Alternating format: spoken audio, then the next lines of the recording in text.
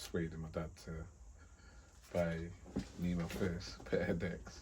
Really? Yeah. And then, so tell me about your hair journey. From the jump. From the jump, what you can remember. How's it gone? From say...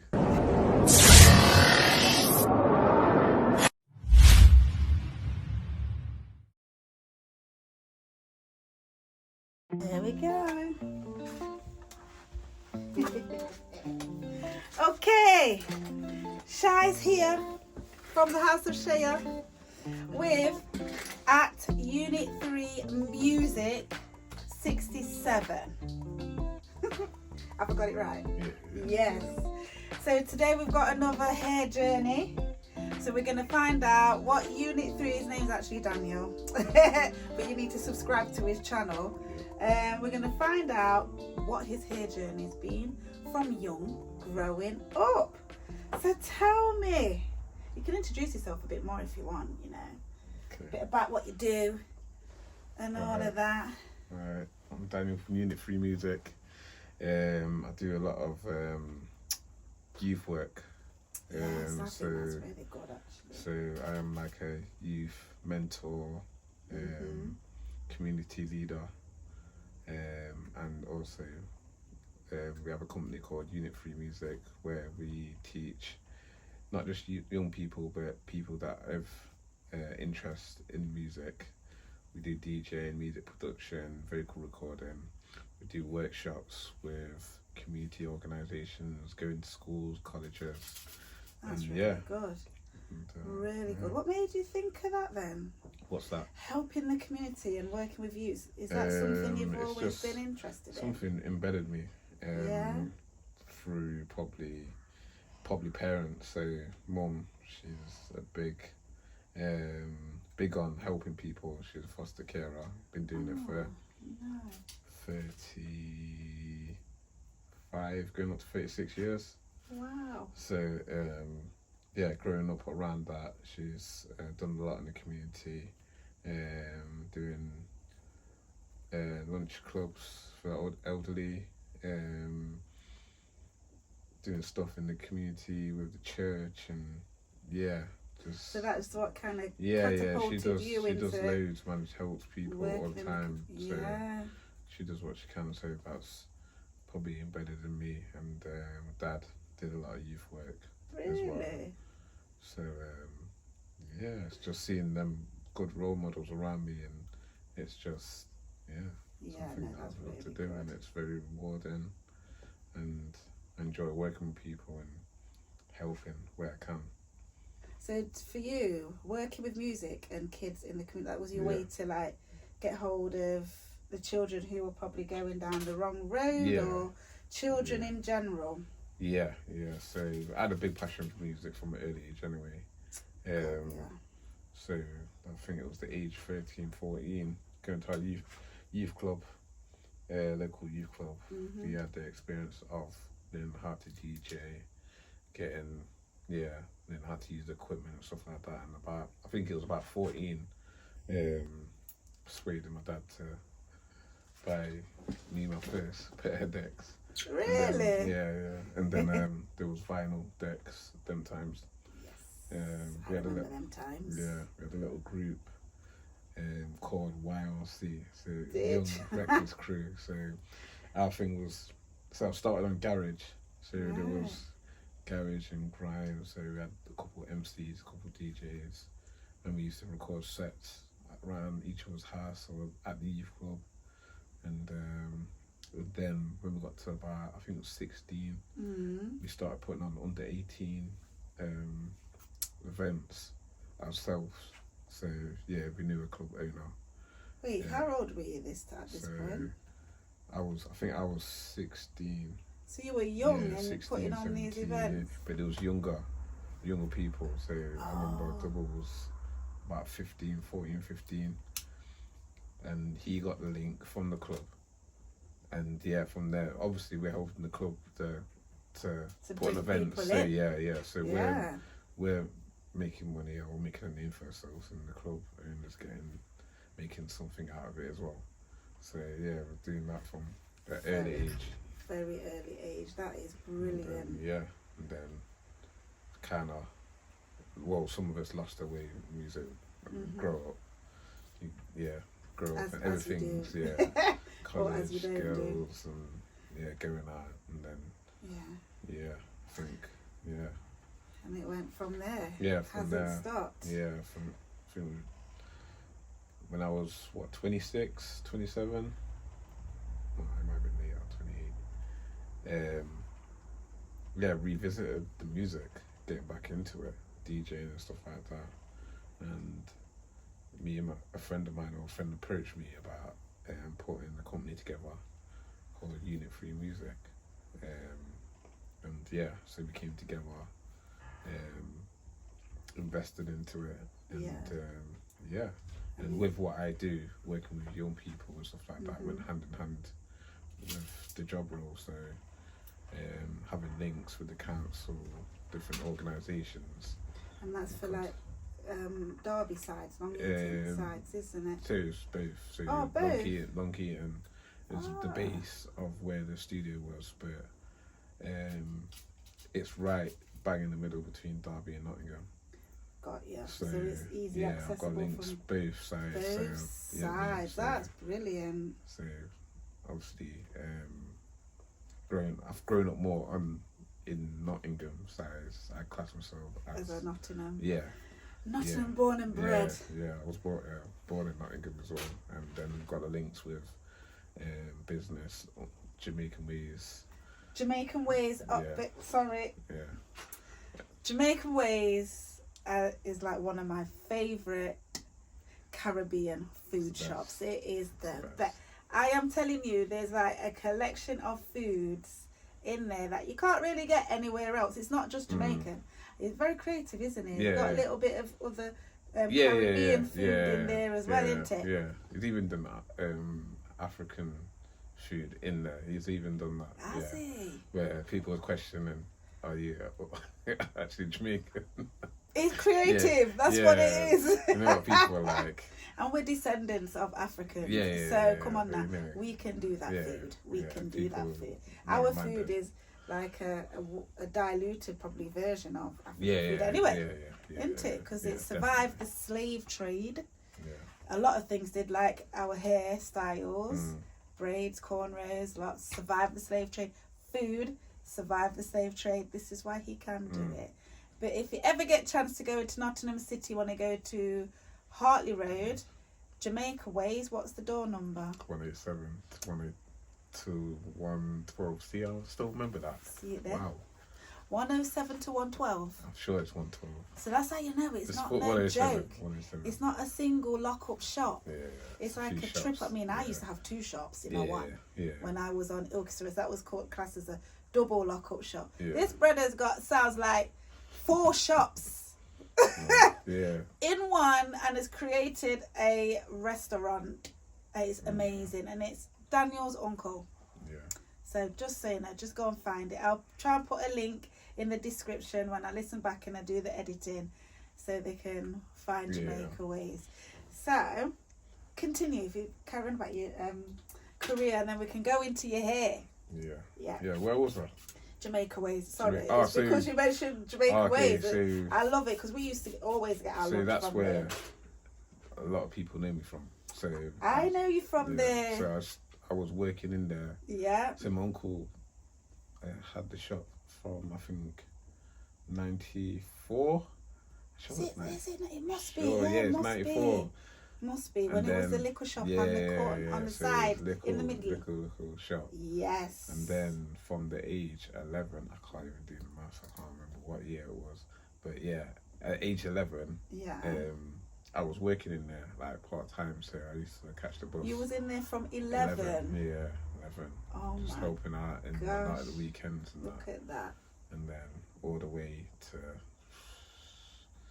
still helping out now. That's so good. At one point I was working there full time, helping managing and stuff like that. And then that's obviously working in there, you get to meet so many people, of course get to you know do. so many faces, and then so it's like everywhere I go now, everyone reckon I know you from somewhere, everywhere.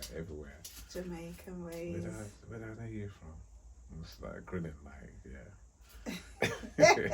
Yeah, from there. But yeah, that was some of the best years, man.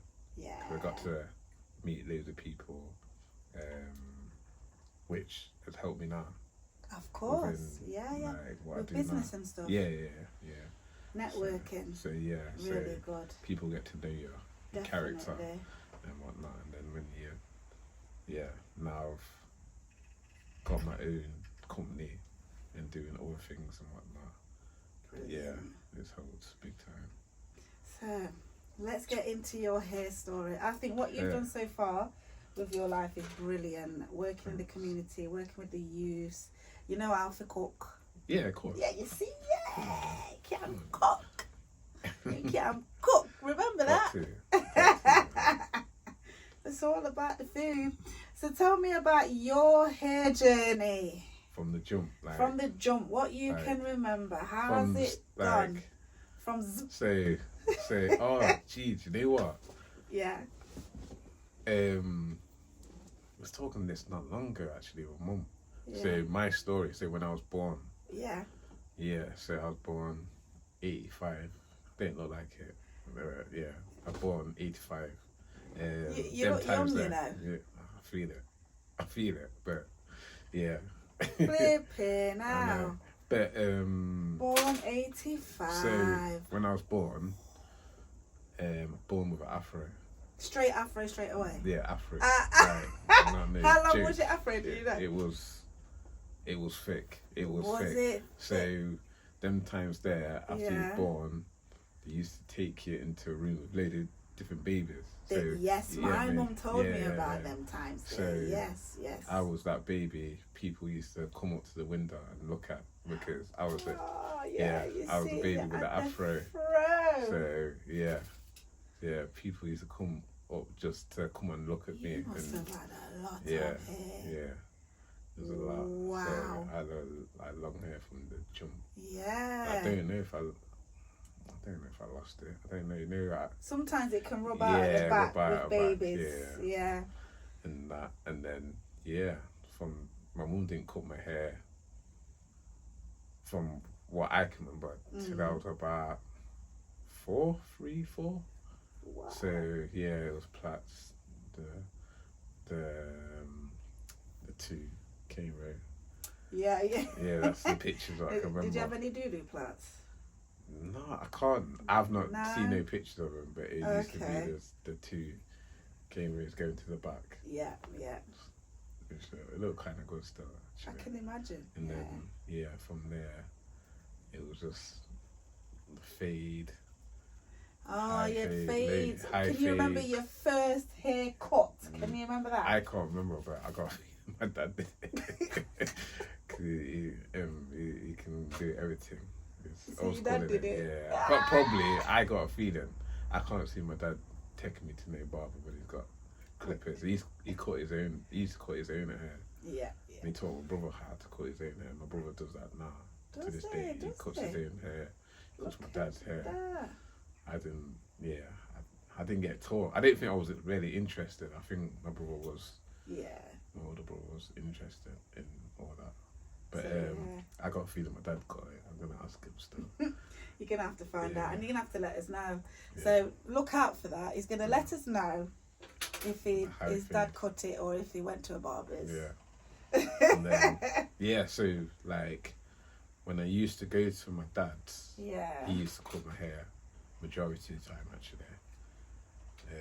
No saying what I wanted. It was how he said. It was just like but it was nice because my dad was doing it as well. So I wasn't one of them kids. I wasn't really mainly. I want that, and then when I got to a certain age, then start getting. Mum used to take me barbers. I used to go to barbers and my uncle or my friends, and then I used to get styles. And I'm trying to think what styles I've had actually. I remember one time. We had so it used to do like partings, and I think I had like a S or some shape from in your cane round. No, this is when I cut my hair off Oh, This is and cool, you had a pattern. Yeah, the pattern at the top. And I remember the barber, do you want to bleach it? And yeah, so like, yeah, I remember coming in. You got Then it tell my mum, yeah. I don't know if she was too impressed, but it looked good still. And then when I got to secondary school, I think I wanted to. No, I'm missing it so much. I used to have the peak. I'm thinking now, yeah. As you go along. I used to have a peak. So in the mid 90s. Did you? Yeah, I used to have a peak. My uncle used to have a peak as well. Uncle Richard from Jamaica. Can you explain to the people then, just in case they don't know? So the peak. What a peak is. Literally. It's literally.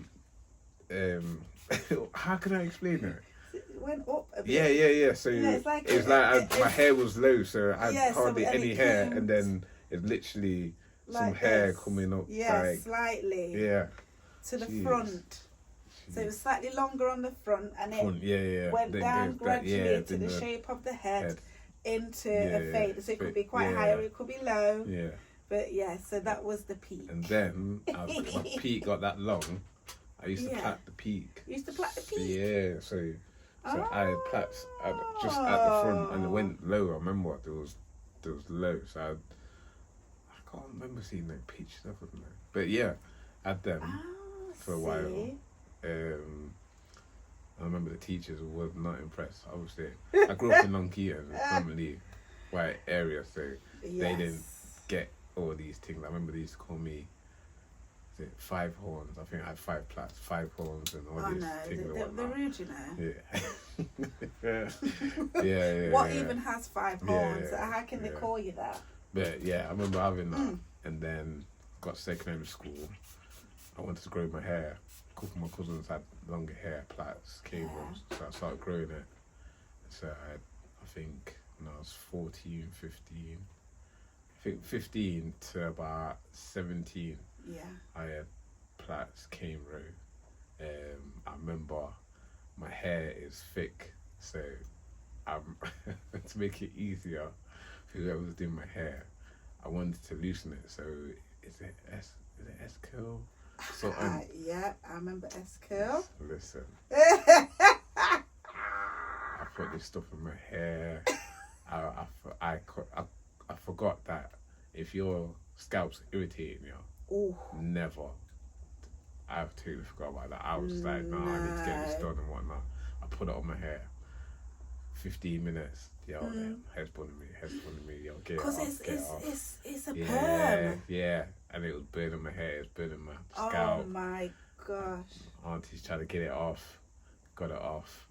And I remember I was feeling ill for days after that. I was feeling ill. It made you ill? Yeah, it made me ill. Do you know, I've never heard that. Yeah, it made me ill because the chemicals was going into your body. Yeah. So jeez. Made me ill, man. Look at never that. Never again. Look it didn't even do much to my hair as well. I didn't have it on. It just didn't do anything but put you through stress. And I was like, nah. And I think not long after that, I cut it off. And then it was just slow fades. And then till what, 5? Is it about 5 years? Yeah. So I always wanted long hair, to grow my hair again. And so for you, it weren't really a thing about not having any hair. Yeah. Would you have been a barled? Like a complete barled? Yeah, you would have? Yeah, the head shape's not that bad, so. It depends on the head shape. Yeah, you know what you got. Saying head shape, you can. Yeah, I know some people just, holding on because of the, it's not. Wow. Yeah, but it's their own. But, yeah, I think I always said I want to grow my hair again. Yeah. And looking into just getting older and wiser and learning about your hair and what it holds, and like I'm talking about the energy, its conductor, all this stuff. Tell them, just learn about this stuff. I'm telling you. Just kind of push me to do it more. To keep your hair. Yeah. So it's about I'm sure next month will be 5 years of growing my hair. Yeah. Really? I'm sure it is. Yeah. I'm sure I'll say last year, or the start of this year, 4 years. Oh, So it'll be wow. 5 years of growing my hair. So yeah. So what I did some research. Yeah. Look, see who the best was around, and obviously, and yeah, and I can't even remember if I knew you That did I this. did it. Yeah, until I think I came in the shop. You did come in the shop. Yeah, I came in the shop. I remember you coming in the shop. Then yeah, put two together. And I was like, yeah, there's no. So Yeah. you knew you wanted to start locks. Yeah. I did go somewhere else actually. Oh. I went before You blew I me up knew. and then dropped me down. No, before I knew, and I went, and I think, yeah, it was quite long. They're doing all right, but I think they was being quite long, and it was. Just, I'm not gonna say where it is and whatnot, Yeah, but no. it was. Nah, what I'm gonna say is, but I'm gonna say, it's more convenient to come to you. But where you was based and everything, it just was right. And then when I came in the shop, I seen it was you. That's it. It was so done. I think what you kind of want to say is as well, because I'm on the high street. And it's kind of, the parking weren't always great where we were. But it was a lot more. But it's convenient. easier to get to. I get you. But then when I came in the shop and see it was you, and then whatnot, and then I was like, that's it. We're starting, yeah. So did you know how you wanted your locks to look before you came, or was it once you had? Because we do consultations. Yeah. So we did that. Yeah, we did that, didn't we? Was that when you knew, or was it before then? I had a rough idea. I knew I didn't want thin. Right. Yeah. Yeah, I knew that. Like mine are kind of thin. Yeah, not thin. I think thin. Yeah. Yeah. I didn't know how it was gonna look, but I just didn't. I thought, in my head, the thin one's not gonna suit me. Oh, or really? Or it might be too much work. Oh, is that what you were thinking? To look after it? Yeah. And then obviously I didn't want too fat. Like I didn't want the. Yeah, me. So you're what we call the average size guy. Yeah. Because there's a lot, and I'll call it average size because lots of people pick this kind of size. It's in between. Yeah, in between. Not too big, not too small. Easy to manage. Yeah. So you didn't want them too big and you didn't want them too small. So you were like, you want them average. Yeah. And you were good to go. Yeah. And then you started your lock journey. So how was that then for you? It was. Take away the salon. Yeah. Take away how it locks off for you. So it was all right. I'm trying to think back now. Like, you warned me like the first 6 months. Obviously, you need to form, don't they? So it might, and because I was so active, like going to the gym and stuff like that. You might sweat out, and you have to, be patient with them and stuff like that. But after that, it's been fine. And then because. Yeah, I remember it now. Yeah. So because I wouldn't say I'm OCD, but I liked my hair to look good at all times. Yes. Even though you'll say, I'll say, it's a bit messy, and people are like, no, it looks fine. I know what you think. So that's when I went and bought my clips, and I started in between in between my appointments, I'm still retwisting my hair. Twisting them. So and then I learned. If I was twisting too much, then it's in moderation. If you do it too much, it can start to break. Because I wasn't doing it how I need to be doing it. I was just doing it, clipping it from the bottom and just drying it. It was going. It could have went. If it carried on, it could have gone the wrong way. So I think so. I can't remember who said it. It wasn't you. Somebody said, or in a picture or something like, it looked like you're going bold or something like that, because it spaces out. The spaces are getting smaller and smaller, and it was more in the crown. I was like, in this bit. Yeah, and I remember like looking at a picture one time, and I was like, nah, I need to stop doing that's this. when I remember talking to you, and it's like, it's because of this, and then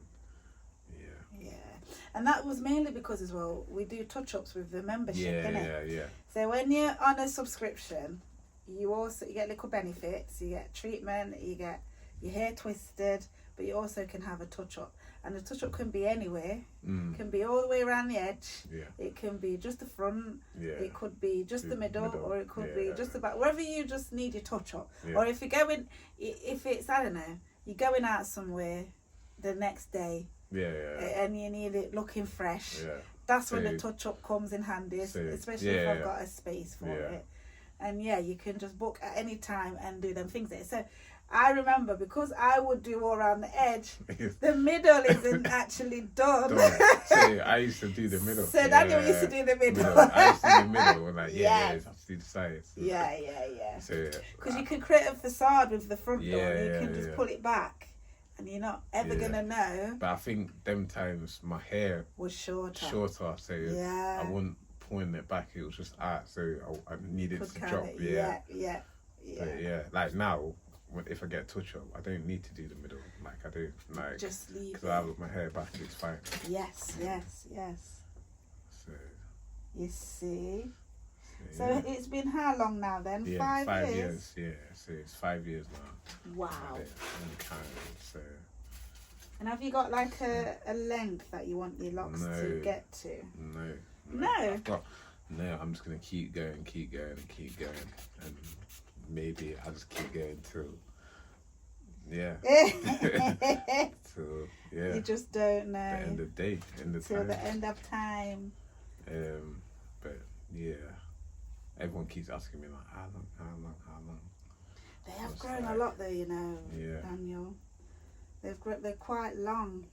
So it was a few. And they're proper neat and cylindrical. They're like flat, if you know what I mean, straight. Yeah. Whereas mine are completely different to yours. Mine have little lumps and bumps in there. Yeah, I'm getting mine some are of them. P-locks. Yeah. Some of them. I like that. You reckon? Yeah, I've just seen one like this. See how it's thin here. So this is the oldest part of your hair. Yeah. So what would you have to do? Trim? You can trim it, yeah. Yeah, this is the oldest part, like the very beginning. Yeah.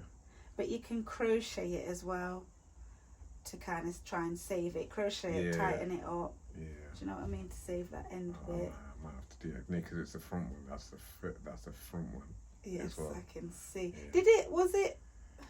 It could have been in a bubble and it's cut into it a little bit. Potentially. Yeah.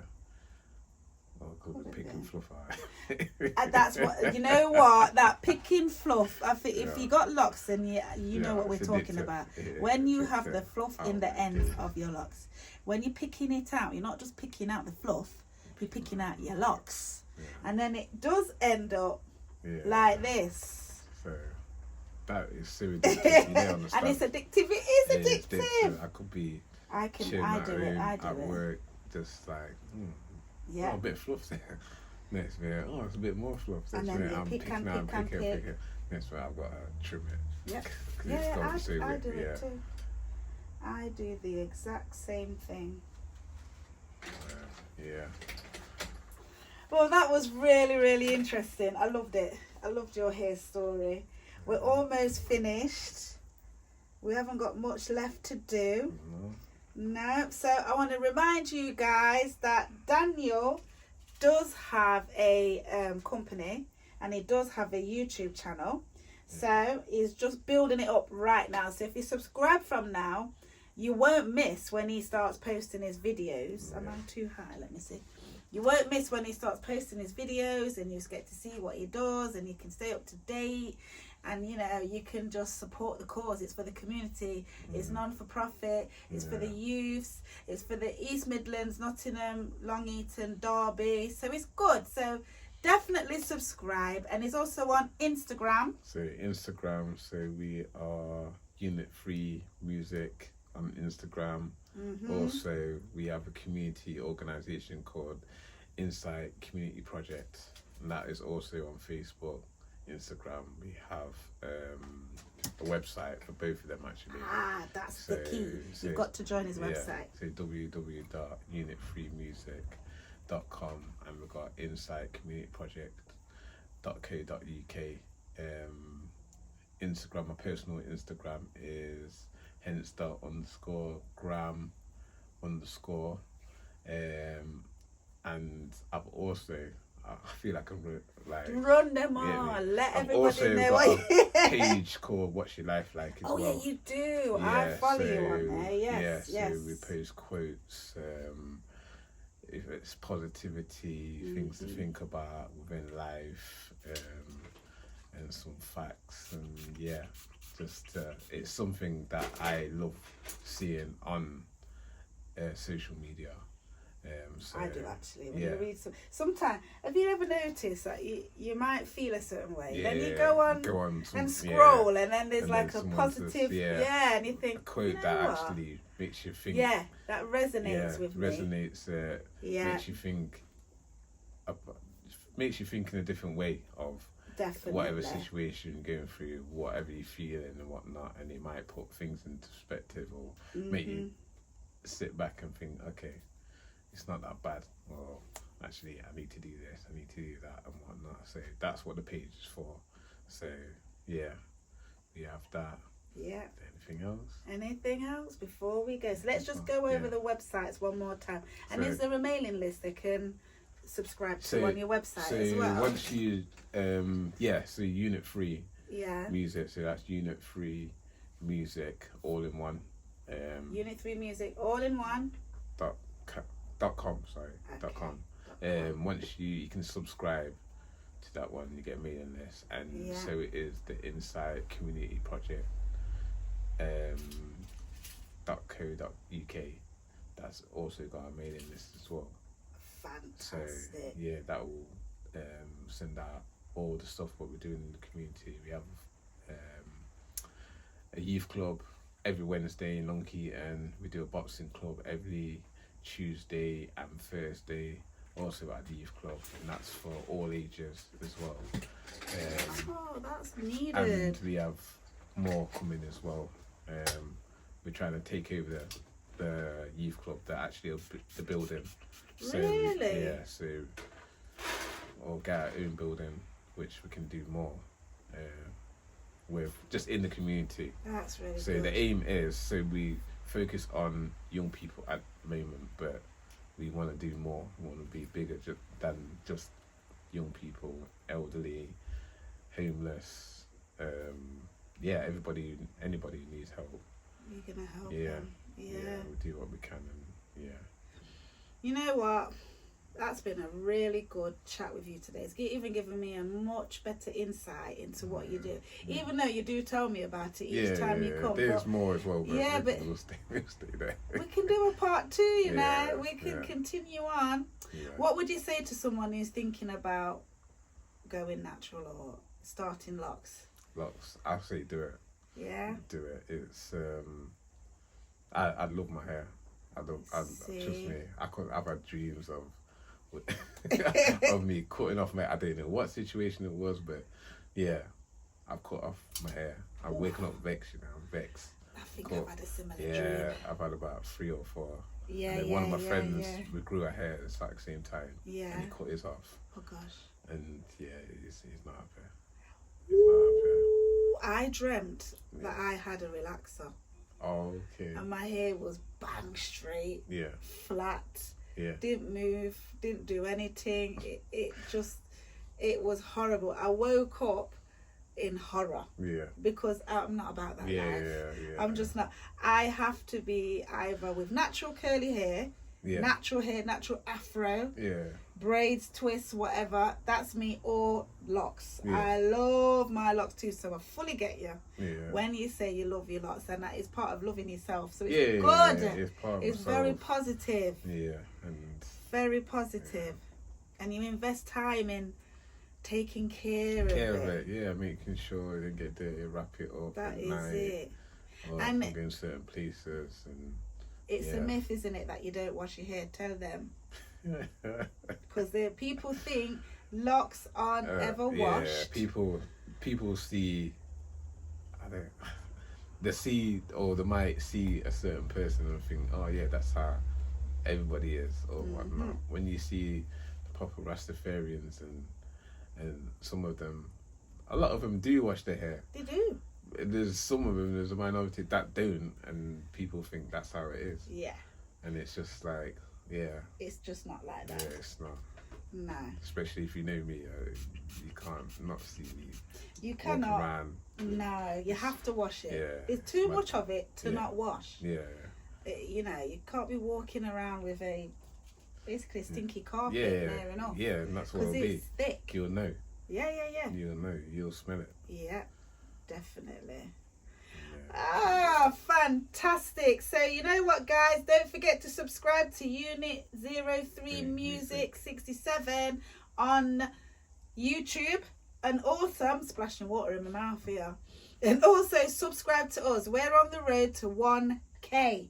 We are trying. We're at 409, trying to get to 1k. This is the best way we can reach many people, show them people who are similar to them, like Daniel, a regular person, getting his hair done, looking after it. You can be that person too. So we'll see you in the next video. Don't forget to subscribe, like, comment and share. Thank you for watching The House of Shea. Okay. Thank you for being my All right. my interviewee. Anytime. Okay, don't forget to subscribe. Bye. Road that look abundant. A little lion, iron like lion in Zion. We say, when I wrap up, we no skin up, we no joke, we no play. From sound for dead, we kill that right.